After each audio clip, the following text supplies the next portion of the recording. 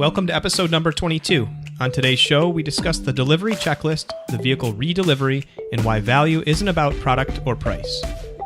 When you were little, what did you want to be when you grew up? A car salesman. Said no one ever. Hi, I'm Patrick Hennessy. And I'm Courtney Hennessy. Welcome to the Be Less Typical in Car Sales podcast, a real-life account of the car business that breaks the perception of what it's like to be a car sales professional. During the show, we're going to take you into the lives and minds of those who have found success. So ignite your passion and get ready to learn effective hacks to streamline your success and boost your income. So, is that your pitch? Yeah. It's pretty good.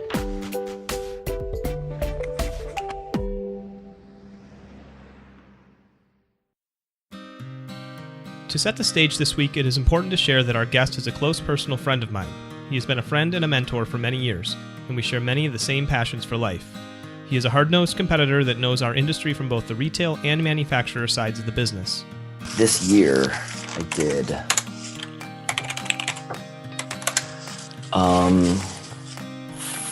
four triathlons and then one marathon.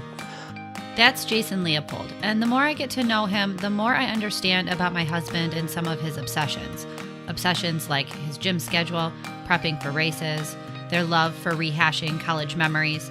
They share stories no wife should have to hear, from scheming in-depth plays for football to the ridiculous antics of fraternity life.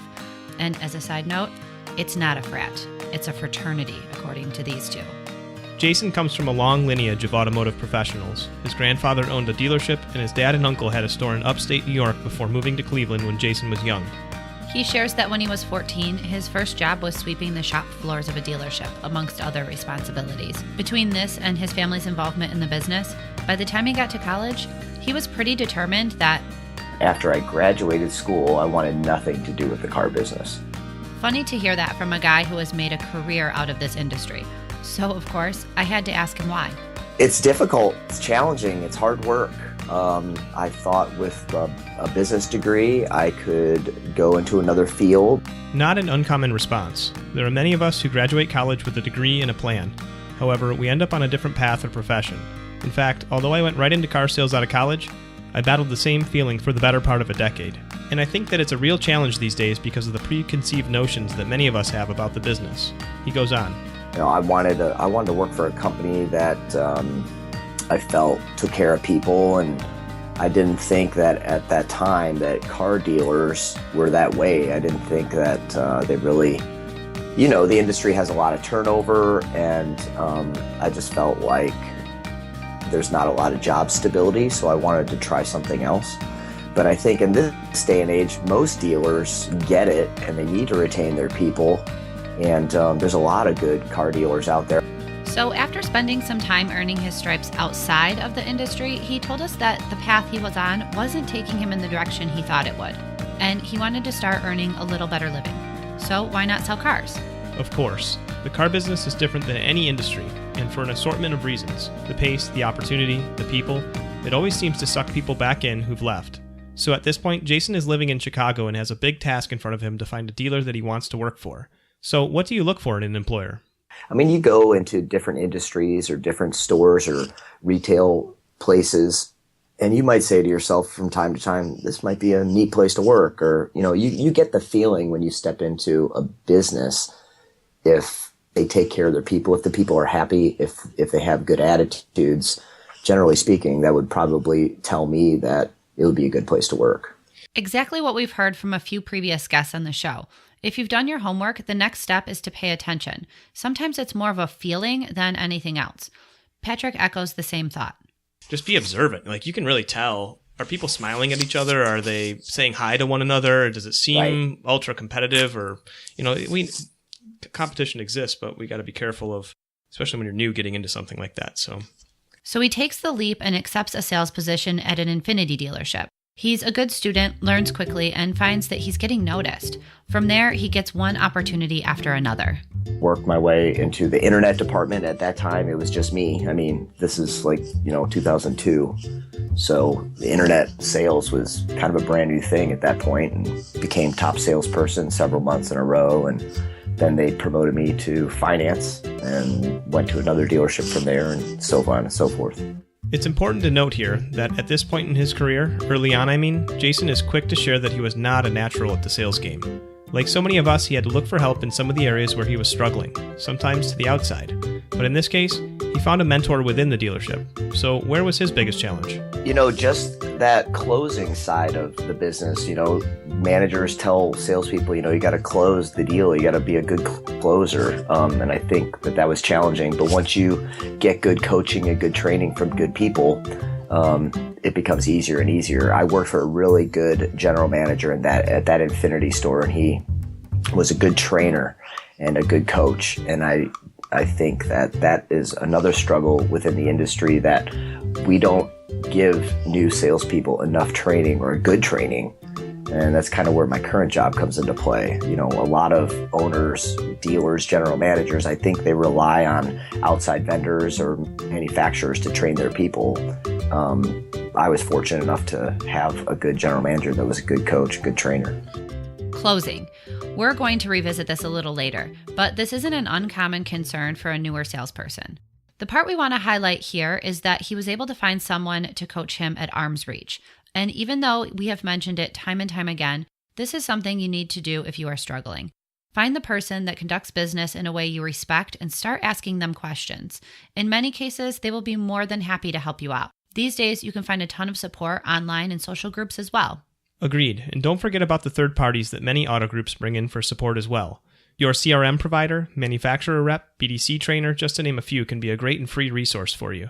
If nothing else, another source that can help you fine-tune your sales process, whether it be through using technology more efficiently or direct communication with clients. Jason makes a great point about leadership buy-in. There's nothing wrong with getting outside vendors to train their people as long as the dealership processes adhere to what's being taught, and that the owners, managers, they stay on the same training path and they continue to coach what's being taught in the outside vendor. You can't have an outside vendor train your people and then do the complete opposite at the store in their day-to-day work that they're being taught. So even after this relatively quick success, Jason realizes that his true passion for the business revolves around much more than just retail. He begins a journey into the manufacturer side of the equation and follows a path that allows him to coach and teach on a daily basis. This is an area that hits home for Patrick and I. We both have parts of our daytime jobs that involve coaching and mentoring, and it would be difficult to single out any other more rewarding part of our day. And it's also a big contributor for why we host this show. It's his current role that attracted us to requesting an interview with him for this show. His official title and responsibility is? So I am technically a zone training manager in Northern California. So our zone has 28 dealerships in that zone, and I do all the sales and service training for 28 dealerships in Northern California, specifically dealing with customer experiences. A zone training manager, training sales and service with a focus on customer experience. A hot topic these days. And coming from a guy who has walked the walk, it means something. To put it simply, if you build that relationship with the customer, well, they're gonna want to do business with you because people want to do business with people they like. In the end, it's like Brian Armstrong said in episode number 3. We are ladies and gentlemen serving ladies and gentlemen. Jason sets the table with a great analogy that I think we all can relate with. If I go to an expensive restaurant, not that I go to these a lot, but if I do, the first thing I have is sticker shock from the menu. But if I get good food and if I get good service, I'm happy to sign the check at the end of the night. And I think selling cars is very much the same way. There are many directions we could have taken this conversation about the customer experience, but in an effort to highlight an area of the sales process that many salespeople neglect, we began with the delivery. So often we get questions about closing, negotiation, trade appraisals, and objection handling, but we fail to look at what should be the best part of the entire process. The delivery is an area that can either set you up for future referrals and sales, or make you forgettable and potentially burn an otherwise great transaction. So what are some less typical thoughts from Jason when we talk delivery? He says, it all starts with the setup. 3, 2, 1, go! Folks, I have a lot of things I need to cover on your new car with you. What is some of the things that are most important to you so I make sure I spend the most time on those features? And then, by doing some things that your customer probably has never experienced before. What I used to do, this sounds very corny, but I had a map of the area that I lived in, and I put maps in every vehicle. I put some breath mints and a pad of paper and a pen in the car, and just let the customer know, hey, I put some goodies in the center console for you. There's also a pad of paper and pen in there. So as you're driving your car in the next few days and you're going to have questions, just write these questions down. So when I follow up with you, I can go over these questions with you, or we could set an appointment for you to come back in and I can cover those features with you. I tell salespeople all the time, if it's easy enough for you to go and meet that customer at their place of work, maybe for their lunch break, and answer some of those questions and do what I call a re-delivery of their new car. That's the little things that go a long way in a customer's eyes that are going to keep them coming back and referring people to you and being successful. I love the pen and paper idea. After getting my new car a couple of months ago, I came up with a bunch of questions I had to call my salesperson back about. It would have been nice to have some place to write them down, so when I called, I could have asked everything at once instead of calling each time something came up. He's also teed them up to expect the follow-up call. All of these steps can help keep you out in front of any potential issues, not to mention that most of your competition isn't doing any of these types of things. If you want to put the icing on the cake, I took my business card, I rolled it up within $2 and put a little ribbon around it, and I put that $2 in the gas cap. So when they opened their gas tank to fill up for the first time, there was $2 in there with my business card in there, and I wrote a little note that said, hey, here's a couple bucks for your first fill up. Not rocket science, and maybe a little cheesy, we all know it. But let's face it, sometimes being a little cheesy, as long as it's sincere, is all it takes to deliver a memorable experience that's share-worthy. Do something that your customer wants to brag to their network about. And maybe there's even a little extra reward in it for you. Gosh, I couldn't tell you how many fresh baked cookies and bottles of wine I got from customers just because I went out of my way to do little things like that. Cookies and wine. It's true. When I was in the finance office, there were many times clients brought gifts in. That's when I felt I most connected with my customers. I knew that a relationship had been built and we had gotten through the hard part. The ability to connect with a stranger and really build a relationship is a talent that can be developed through training, experience, and understanding the psychology of our customers. But more often than not, this type of skill is a personality trait that some have and others just don't. Jason spoke to us a little about this topic and highlighted that for managers and leadership, we need to be aware of this talent in people. I would encourage retailers to hire people that have a good service mind. They're focused on servicing somebody well, not necessarily can I sell well, because I can teach that, I can coach that. I can't teach somebody to be friendly and nice. Think about it in your own life. What kind of people do you want to do business with? I like working with salespeople who have a genuine interest in me and what I'm trying to accomplish, and are fun to work with. It doesn't have to be complicated. 40% of customers are going to buy cars because they like you. They just feel comfortable with you. And you don't have to, if you're new, you don't have to know everything there is about the car that day. But if you're nice and you treat people with respect and you're courteous to them, they're going to end up giving you their business more often than not.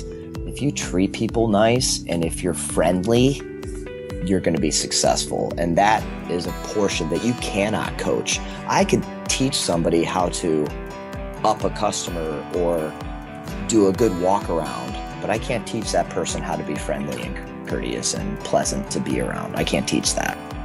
It makes sense to me that the most important part of the interaction with a client would be how you connect. Once you connect, you have an opportunity to build a long-lasting, genuine relationship. Your body language, eye contact, posture, tonality, inflection, all can have an impact too. Interestingly, we don't get a lot of questions or commentary about this part of our jobs.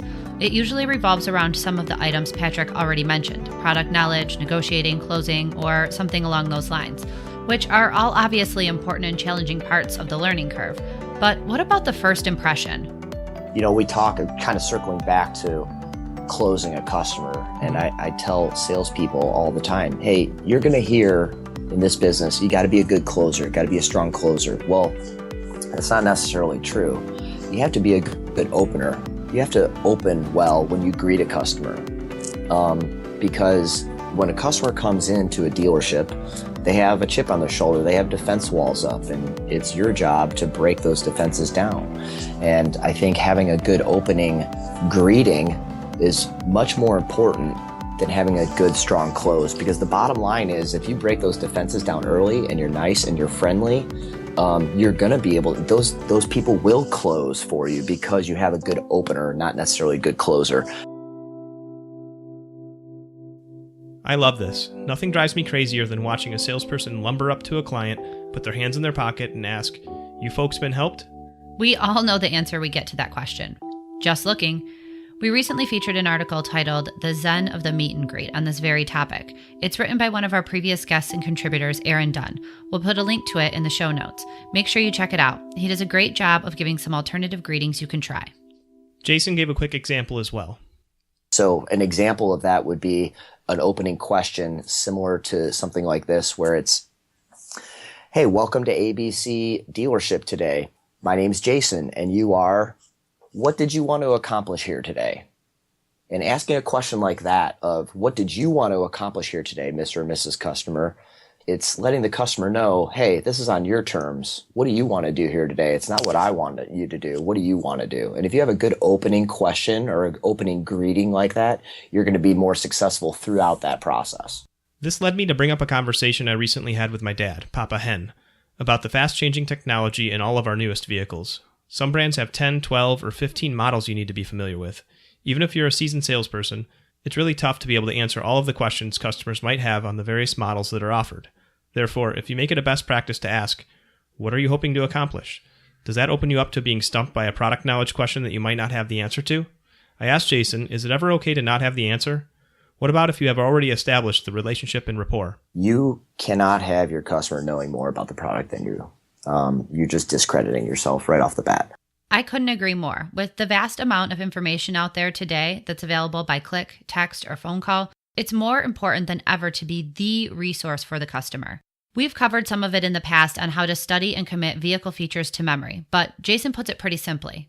I think most importantly, you need to get in the cars and spend time physically using the stuff in the car. Next, he brings up service advisors, which I think is a valuable point to make because many of them are just as knowledgeable about the vehicles, or more even, than the sales floor. From what Jason is sharing, they're getting much of the same product training that most sales consultants get. I mean, I just recently went to one of the dealerships in Northern California here, and I did service advisor training at 6 a.m. before they opened up, and got 3 service advisors in the car. So here's an idea for you. Connect with some of your service advisors and a few salespeople. Create a team and start going through your model lineup together. Do vehicle walkarounds together and teach each other. Or divide and conquer by assigning a different vehicle to each person. Then set some time aside to teach back what you've learned. This is definitely the less typical approach. Don't wait around for management to schedule training. Take it upon yourself to get this going. This builds team mentality and will undoubtedly help you become more of an expert. Jason goes on to tie this whole conversation up with a nice bow. When you can provide real value and be the friendly, service-minded expert, customers are willing to pay for good service. Remember his restaurant analogy earlier in the show? I think knowing that product gives the customer a sense of calm, a sense of knowledge, and they're actually getting that value for what they're spending. That's the service side of the business that salespeople need to do better at or have to learn. Because what am I getting for? I don't want to spend $40,000 on a car and have a salesperson who doesn't know anything about it and can't tell me how it works. That's ridiculous. This makes me think back to the pad of paper given at delivery. Putting that pad of paper in the glove box is brilliant to kind of circumvent that because there's no way you can cover the whole dang car after spending time in finance and all that and then go through the whole car and then people remember, like they're not going to remember, right? So Right. How do you keep that conversation going? And that's just one way. Write it down and we're going to talk about it. I'm not going to leave you after today. You know, it's almost a sense of security to the customer. Well, and you're planting that seed too. When I follow up with you, I want you to go over these questions with me. You're going to have those questions. You're letting the customer know, I'm following up with you. It ties back to the questions on their survey, most likely, but it also gives that customer, the sense of, like you said, I'm not going to leave you. I'm still going to be here. I can answer those questions for you. But I think salespeople need to do a redeliver the vehicle, because there's, like you said, they might retain 10% of the information you're going over with them when you are delivering the car. So giving them that opportunity to come back or go and meet them is the service side of it that we need to do a better job of as well. So what tools do we have at our disposal to help us with this? What my company does, and I think most manufacturers do, is they have a delivery checklist of all these items on the vehicle that a sales consultant should be going over with the customer. But what I coach is, like I said, can you please select, Mr. and Mrs. Customer, can you please highlight, I specifically say highlight, here's a highlighter. Can you please highlight the stuff that's most important to you so I make sure that I spend the most time on the stuff that you want me to? But what I do after the fact is I tell the sales consultants, make a photocopy of that, give the written and highlighted copy to the customer, send that one home with them, because that's the one that they highlighted and it has the ink on it. But then when you follow up, you have a copy of that and you can say, Courtney, I know when you were in the dealership, you wanted me specifically to spend a lot of time over the Bluetooth or over the navigation system. Do you still have questions in those areas of your vehicle that I can cover with you, or do you understand how everything's working? What an awesome idea, providing yourself an outline for the follow-up call, and at the same time confirming with the client that you're going to tailor your presentation to what's most important to them. It's doing a couple things. I mean, in my follow-up call, it's making my follow-up call constructive. I hate sales consultants when they make this follow-up call and it's just, hey, Jason, how's your new car? Everything going good? All right, great. See you later. It's that service side of it. A customer wants to feel comfortable that they're getting good service. So that delivery checklist, that gives me kind of like an outline of what I can offer on the redelivery. But I think using that pad of paper and having customers that have questions, that's the other side of it that's kind of, is fluid, if you will. And if you want to kick it up a notch, something I am personally a big fan of. If it's not hard to go out of your way to meet a customer at their lunch break, at their place of business, buy them a cup of coffee, meet at a coffee shop. Hey, I'll buy a cup of coffee. I could go over that stuff with you. I mean, that's the little things that will go so much further. Okay, this is a good place to recap what we've heard from Jason so far. The customer experience is more about the value you provide than the cash they're spending. This value begins from your first point of contact. Practice that as much as you do everything else. Utilize a delivery checklist. It helps you prep for an effective delivery experience and sets you up for the follow-up call to nail down any outstanding items. Find a few props that you can use for every delivery. This will be the differentiator between you and everyone else. Seriously consider the notepad and pen in the console idea. Work with your team to become experts at your products and technology. You need to know more than your customers. Divide and conquer. Be the influencer in creating the team approach. Work with your service personnel.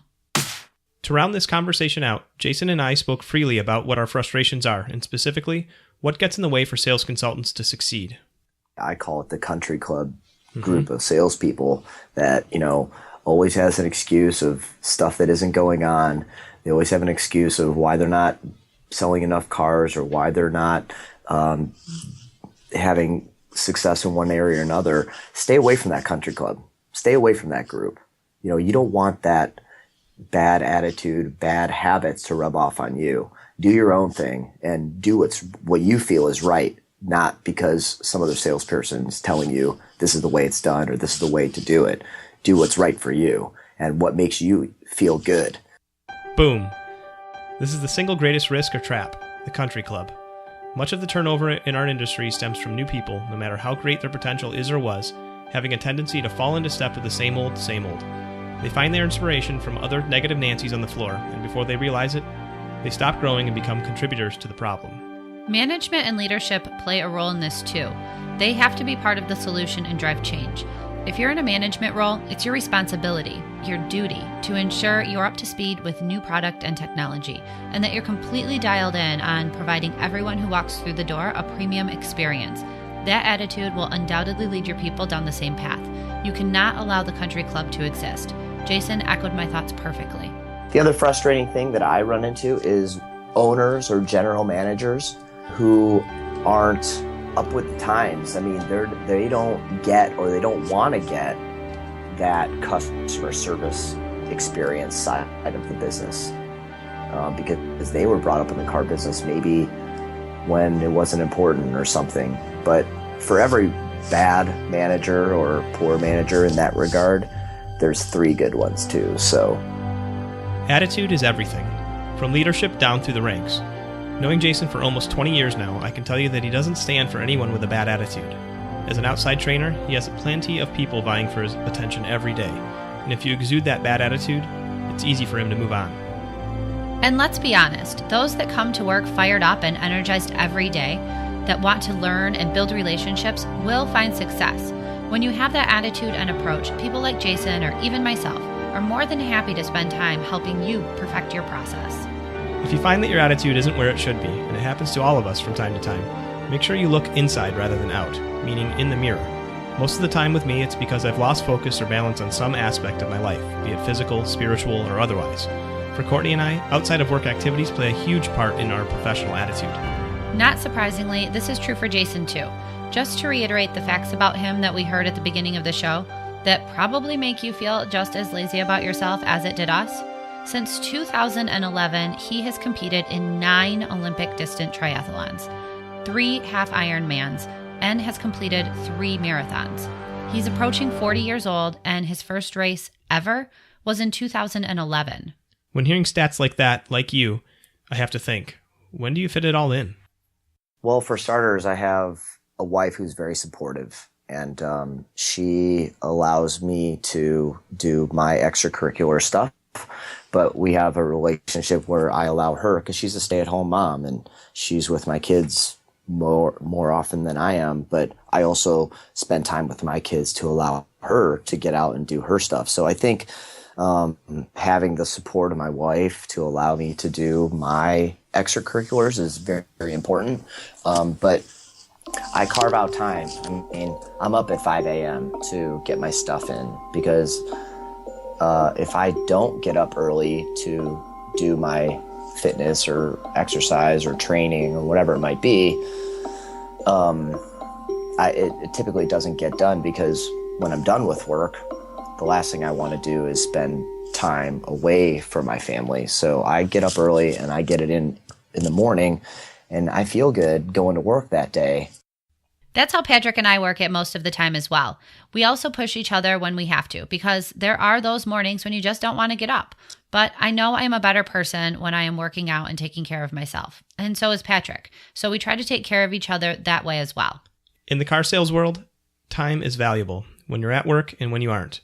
In my heart, I know I work for an auto group that has a balanced life approach, but even that doesn't always make it easy. As Jason explains, you got to schedule that within your day. I mean, when I was working at dealerships, I would take my lunch break at the gym. I would go to the gym, I'd get my workout in, and then I'd grab a sandwich and come back to the dealership. But it was all about structuring my day so I got that life balance in, because it's difficult. Salespeople work a lot of hours, but I think it's very important to have a good peace of mind so you do come to work with a good attitude and you feel good. And I think retailers, managers need to understand that as well, that salespeople need to have their time away from the dealership, because it can be a 24-hour job if you let it. As a free gift to you this week, we've prepared a delivery checklist. It's a guide to help you begin to develop your own delivery strategy. Whether it's a used vehicle or new, it's important to provide that value Jason spoke about throughout the episode. For the free download, go to belesstypical.com/Jason. thank you to Jason Leopold for spending time and sharing his thoughts with us. He has been a true brother to me over the years and continues to push me when I need it most. For all show notes, go to belesstypical.com/022. And if you haven't yet, be sure to subscribe in iTunes or wherever you listen to the show. Doing this ensures you won't miss an episode. Our theme song is by the mysterious Breakmaster Cylinder. All episode editing and mixing is done by us, a couple of amateurs learning as we go. 2 items before we sign off. Number 1, please take a moment to share our show with your friends, family, and coworkers. Sharing is caring, and we appreciate your support. Number 2, if you or anyone you know are conducting car sales in a less typical way, please reach out to us. We want to hear your story, and there's a chance you could be featured on an upcoming show.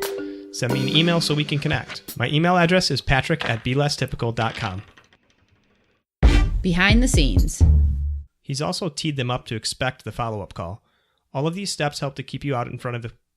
He's also teed them up to expect the follow-up call. All of these steps help to keep you out in front of any potential issue. If you find that your attitude isn't where it should be, and it happens to most of us some of the time,